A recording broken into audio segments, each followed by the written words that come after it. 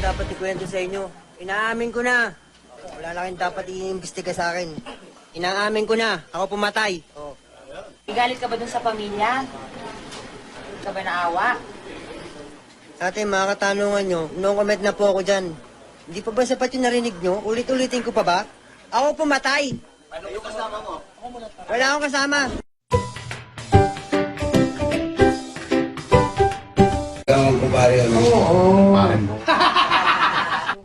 Nagpapasalamat nga si Bautista dahil hindi siya nasugatan ng atakihin ni Valentino. Kita nyo yung CCTV, talaga tinagayo, no? Malakas po yung guardian angel ko sa likod. Nakita ko, ginanon mo eh. Saan tumama yun? Hindi, baliktad yun, baliktad. Baliktad. Nakabaliktad. Baliktad. So nanakot ka lang. Ginaya ko lang si Bato sa'yo, binaliktad yung talim.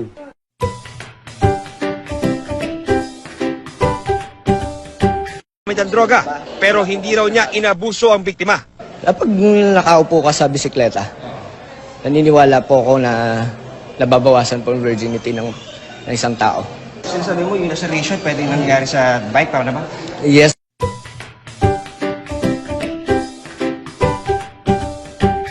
Arestyo ng positibo sa iligal na droga. Kabilang sa kanila, ang barka na si Leonard Marquez. Balak naman daw niyang magbago ang kaso. So magbabago rin po ako, kaya lang hindi po siya ngayon. Kailan? Baka bukas, sa makalawa.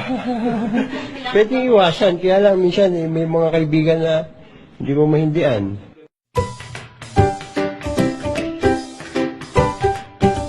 Barangay Tanod. Dito na nadakip ang suspect pero nagmamaang-maangan pa ang kumag. Tulog po ako.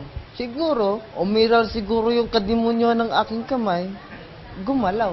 Pero aminado ito na gumagamit siya ng ipinagbabawal na gamot.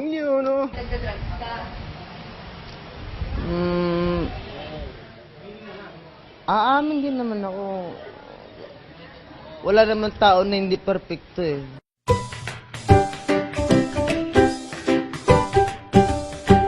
Gusto ko lang malaman, ang order ko ay bulalo. Bakit ako bibigyan cup noodles? Bakit ko babayaran yung cup noodles? Pare ang bulalo, mga buto-buto, may laman. Pare, sinusutot ang bulalo, pare. Ang cup noodles, pare, noodles. Noodles, pare. Bigyan yung cup noodles. Saan yung po ibas? Bigyan yung cup noodles to kung paano nasututin yung cup noodles.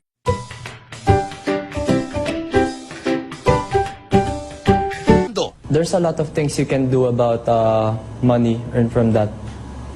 Kush, 1.5 M per kilo. Maybe I can change the Philippines, like run for politics. Dapat ay hindi raw ikinukulong ang mga gaya niyang malinis ang intensyon. Advance ako mag-isip. Look at Antipolo. How much is the land area of Antipolo unused? Good for farming of marijuana.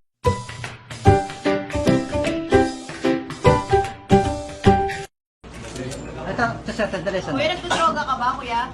Paano masabi? Tinatanong ko nga eh, nagdodroga ka ba? Idaragtas niyo ako para masigurado nyo.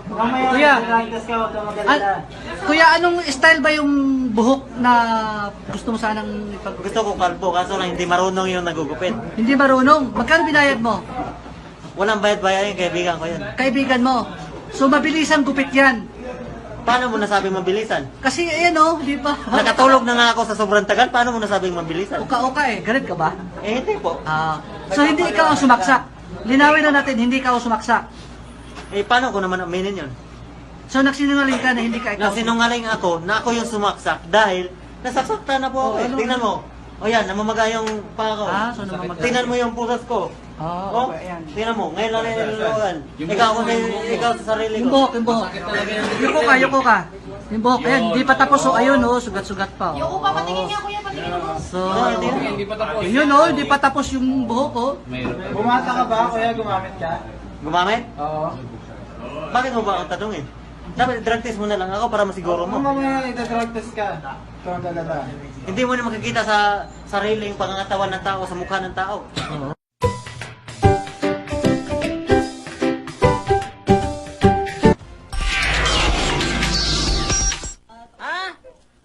Ito. Duterte, mag-draw tayo. Mag-draw tayo. Bigyan mo ako ng baril. Sige. Walang problema. Ba't ako matatakot? Ito ang hamon ng lasing na si June Calumpiano kay President-elect Rodrigo Duterte. Ako nahuli dahil lasing ako. Dahil sa kasalanan ko, nagpaputok ang baril. Ito, nahuli ako. Saan galing yung baril mo? Ay, binili ko. Bakit? Alam nga naman, hindi lisensyado yan. Galing yan sa illegal.